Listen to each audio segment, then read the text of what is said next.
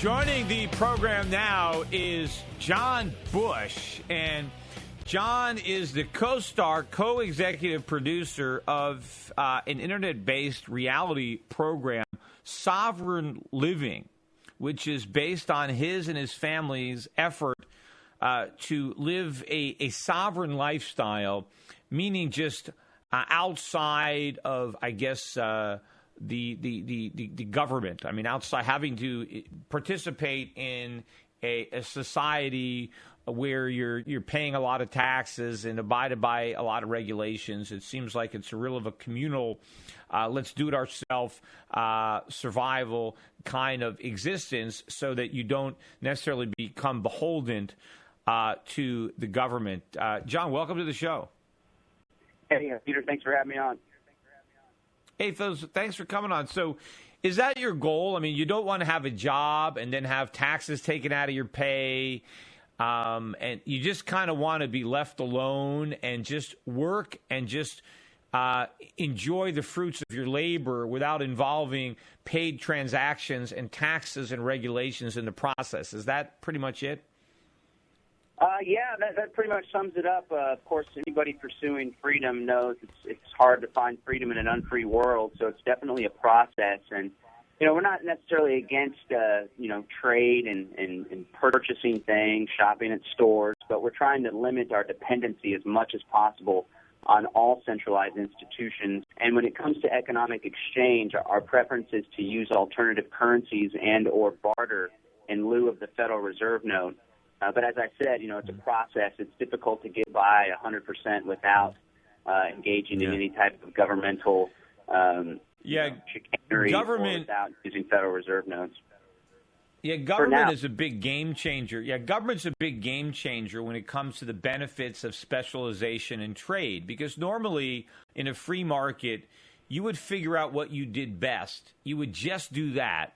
You would get paid, and then you would use your pay to buy things that other people do better than you. So you don't have to do everything. You just do something well, and then you buy stuff. But the problem is, whenever you do that, you pay a huge tax. And so the government, it's like in a casino, the government is cutting the pot, or there's a vig there. And in the case of the government, there's an enormous slice that they take. They might take such a big slice that they destroy the benefits of specialization and trade, and it might be better off if, instead of going out and getting a job and buying the things that you need with what's left over after taxes, what if you don't have a job, you just do all that stuff yourself, and you live based on your own. You grow your own food. You don't do a job and then pay a farmer, and you pay income taxes and the farmer pays income taxes. You just farm food and eat it, and then there's no taxes at all, right? Yeah. I mean, unfortunately, we're getting taxed on the water from the municipal water company and all that jazz. But, yeah, that's pretty much the idea. Decentralize everything that we're doing. And if we are to engage in a medium of exchange, try to find someone who's also doing it in a local, decentralized manner, so we can just engage in barter or trade outside of the government's influence altogether. Although you do know that the government would consider barter to be income. So, if you have cheese and somebody else has eggs and you guys exchange, according to the government, you're supposed to, pay some kind of a tax on the value of what you receive. It's which is kind of crazy, but that's what they say. Yeah, man has a responsibility to disobey unjust laws, and if the government wants to try to crack down on me for trading eggs and not claiming it, then so be it. Yeah, because of course you're giving up something to get something. If I trade an equal value of eggs for an equal value of cheese, where's my gain? Yes, I got rid of eggs, but I got cheese. I mean, how is that a taxable gain where the government needs to come in there and say, you have income? No, I don't. I just exchanged, what I made for what somebody else made. But, when you put wages in there, they try to claim that you have some kind of a gain because the government assumes that your labor is worthless, right? If you go out and you work and you get paid $1,000, the government says, we want you to pay income taxes on that $1,000. Well, what about the value of my labor Doesn't that have a value? I gave up, a week's worth of my work where I could have been on the beach, but instead I worked. Can I deduct the value of my labor from the? No, you can't deduct that. Your labor has no value. That's what the government tries to say when they claim that your wages are income. Yeah, and that's a total fraud. There's no income whatsoever. There's no gain. There's no profit being made. It's an even exchange all the way around. And I'm excited to see that so many people are finally getting fed up with the state and are working to decentralize their lives and engage in exchange that's outside of the government's influence and under the government's radar. I think there's so many people that are doing that now, and there's going to be so many more that the government literally won't have the capacity to deal with all of it.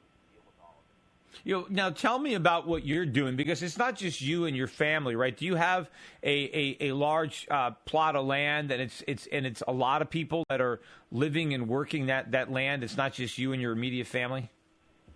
No, that's kind of the goal for phase 2. Right now we're on 2.4 acres, and we do have a roommate, our good friend Paul, who's featured in the reality show we're putting together, and he helps out a whole lot here on the farm. But for now, it's just my family and our good friend Paul. But we have 2.4 acres. Our goal is to build a couple earthen homes on this property.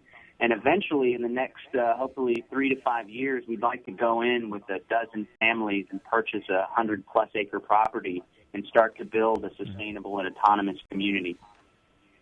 Now, do either you or your wife have a paying job? Yeah, I'm currently the executive director for a nonprofit organization. It's called the Center for Natural Living. And the mission is to demonstrate the value of voluntary cooperation and natural living in the areas of sustainability, family, and health by creating educational media and helping families to fulfill their basic needs. It's the nonprofit that's actually helping to produce the Sovereign Living reality show. And then my wife does consulting work occasionally, and she's a full-time stay-at-farm mom of our 2 children. Yeah, so you're not totally sovereign yet, because you're still getting income that you're paying taxes on, so you're filing tax returns. You're still, so you're not completely off the grid, right? And you're still purchasing power and water and things like that from the city, right? Yeah, it's a goal. I still file my income tax, and I feel compelled to, because I do work for the nonprofit that files on the other end with the IRS. It's a process. We're trying to create an inverse relationship between, how tied in we are to the system, whether it's the grid and or the government system, and how sovereign and free we are. And the idea is to slowly but surely reduce our dependency on the centralized systems and our interaction with the state, while simultaneously growing alternative institutions. So, yeah, it is a process, and I beat myself up every April 15th because I really have a moral objection to subsidizing foreign wars of aggression and funding my own oppression. But I'm hoping that with more and more people, the strength in numbers, it'll be easier for more and more people to opt out of the grid and opt out of the state altogether. Yeah, I mean, obviously, if you had enough people that brought enough skill set to the equation so that, everybody could do what other people needed in just kind of like in a society, and people just voluntarily, if you had a dentist in there and the dentist could say, well, I can take care of your teeth, and somebody there was farming, and somebody there was, maybe a tailor was making clothing. I mean, it's it's certainly possible to be self-sufficient in a lot of areas and not actually need to go out and earn a taxable paycheck if there are people in your community that have the services or can produce the goods that you need and that don't expect to be paid, dollars in exchange for those things.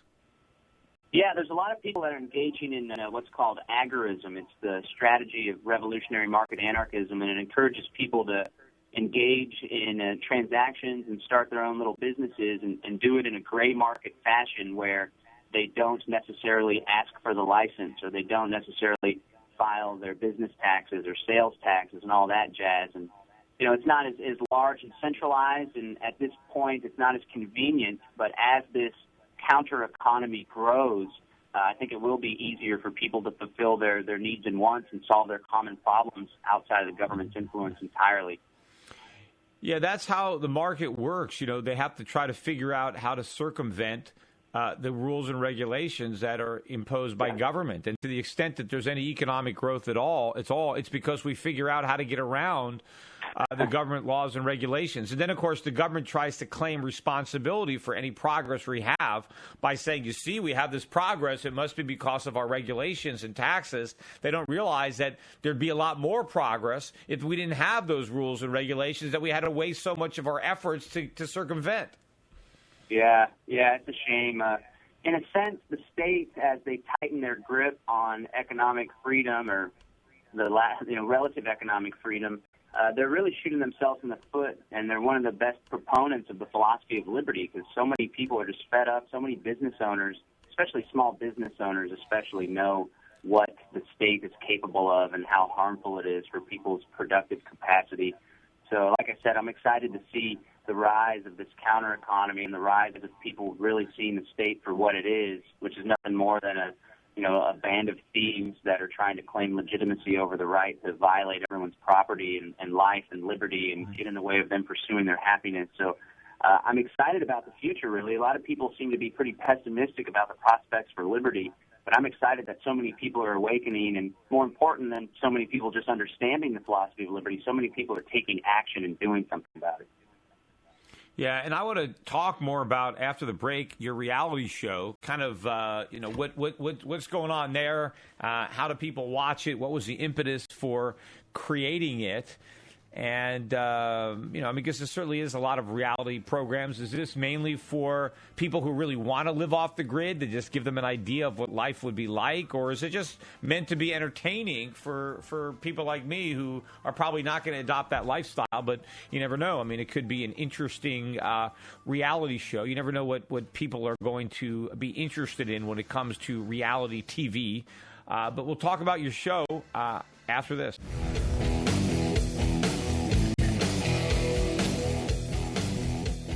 And we're talking with John Bush, who's got a reality show, Sovereign Living.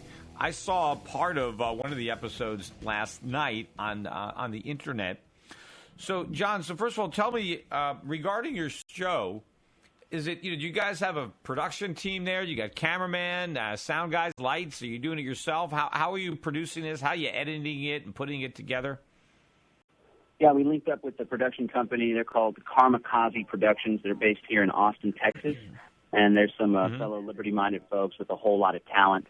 So we're raising the money ourselves through the Center for Natural Living, which is a tax-exempt nonprofit.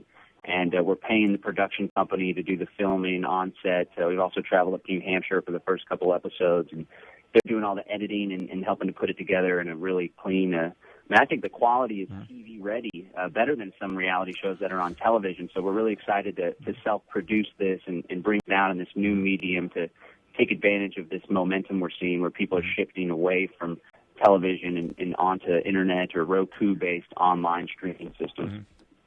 And, of course, though, it's got to be interesting, right? I mean, it's got to be entertaining for people to watch you and your family just go through your daily routine. So, I mean, what am I going to see? What are the things that you're doing on a daily level that you think make interesting viewing, that people want to tune in and check out what's going on in your life as opposed to just, dealing with what's going on in their own? Sure. Well, there's more to the show than just us farming and gardening in the backyard, which, as you said, doesn't have too much excitement to it. Each episode, we're trying to do 12 episodes for the full season, has a theme behind it. The first episode focused mainly on self-sufficiency and had me travel up to Bardo Farm. It's a 100% off-the-grid farm in New Hampshire, Croydon, New Hampshire, and learn the ropes about pig farming and solar energy. The second episode, I returned home, and we're dealing with some neighbor disputes with the neighbors across the street and the neglect of their dogs and their dogs getting off their chains and attacking our chickens. And the goal is to try to solve these problems using community, not coercion, and not relying on the municipal police or the dog catcher. The third episode actually features Catherine and I in the natural home birth of our second child, which is really exciting. The fourth episode, which we've already filmed most of, took place in New Hampshire at the Porcupine Freedom Festival, and it's all about Bitcoin and using silver as a medium of exchange. Future episodes. I was at that festival. I don't know if you caught any footage of me. for your show. But so one of the episodes is the birth of one of your children, who I assume the birth went okay and he's fine or she's fine. You'll have to see the show to find out. well, I'm assuming if there were some major complications, it might not have made it into the episode. But so let me, what was it the cost to have a child at home? What was the cost associated? Because we just had a baby 3 months ago, in a hospital, and I'm sure it was a lot of money. Of course, I didn't actually pay it because I pay for the insurance, and so I'm sure the hospital invoiced my insurance company quite a bit. But what does natural childbirth at home cost you? Around $3,000, and we bartered a portion of the cost. So it was relatively inexpensive compared to the actual fees associated with a hospital birth, and it's pretty amazing just being able to deliver the child, and to play a hands-on role as the father, and then just to relax in bed, not to have to go anywhere, have to deal with any bright lights or any scary people in green jumpsuits, but just to relax in our own home, and it was a peaceful experience, and that's all documented there in the third episode, and people can watch episode 1. Yeah, I think my father was born in a hospital, but all of his sisters were born at home. I think he was the only one of his children who was born in a hospital, and all those births went off. Fine. But so your show, at least you're just doing 12 shows a year, so it's not just the mundane, everyday stuff. You get to pick and choose the most interesting aspects of what's going on down there at your home, and you really let people have an idea of some of the things that they might encounter, some of the problems, the way they might solve them, of trying to do what you're doing. And also, you try to be informative, and you try to make your shows a little bit more educational on particular points, rather than just highlighting what you guys did that day. Yeah, there's actually little animations that are mixed into each one of the shows. We call them sovereign nuggets, and they help to further illustrate some of the concepts. For example, there's a little animation on how solar energy works. There's an animation on these various different types of garden beds, like hugel culture and wicking bed. And, the goal is to be entertaining, educational, and inspirational all at the same time. Yeah. Now, I wonder if people decide to go, off the grid, right? I wonder, are they also entitled to all sorts of government benefits? I mean, could you be getting food stamps and welfare checks while you're off the grid, or would you guys just not want those at a principle? Yeah, our goal is to not involve ourselves at all with the state, and only to reluctantly involve ourselves when they coerce us to the point of coming to a trial for a traffic ticket, for example. So by nature, we choose to never voluntarily opt into any type of governmental system because we don't want to contribute to what we see as a coercive, immoral system. So no welfare. Right, but of course you abide by local government rules. I mean, you're not going to steal, you're not going to rob right from somebody, you're not going to do anything like that. You're going to abide by those rules. Yeah, we abide by our own ethical standards, which are rooted in the non-aggression principle and just being peaceful and respectful of other people and other people's property. So I'm more concerned with what's right or wrong, not necessarily what's legal or illegal. And my first instinct is to, if it's wrong, don't do it. I don't even have to go so far as to make sure that an act is legal or illegal. I know in my heart and my conscience if it's the right thing to do. Yeah. There are a lot of things that are unethical and immoral and bad that are legal, and there's plenty of things that would be good that the government tries to outlaw. So yeah, you're right. In many cases, what's right and what's wrong has nothing to do with what's legal and illegal, especially today where the governments write the laws and then ignore them and enforce them the way they want to, because we're now a nation of men and not a nation of laws. So, we have a huge problem with the court system. But hey, John, I wish you the best of luck with your family and your show. It's Sovereign Living. It's up on the internet if anybody wants to check it out. I know you guys are looking for donations as well to continue to produce the program. Hour 2 of the Peter Schiff Show is coming up. Stick around. We will be right back.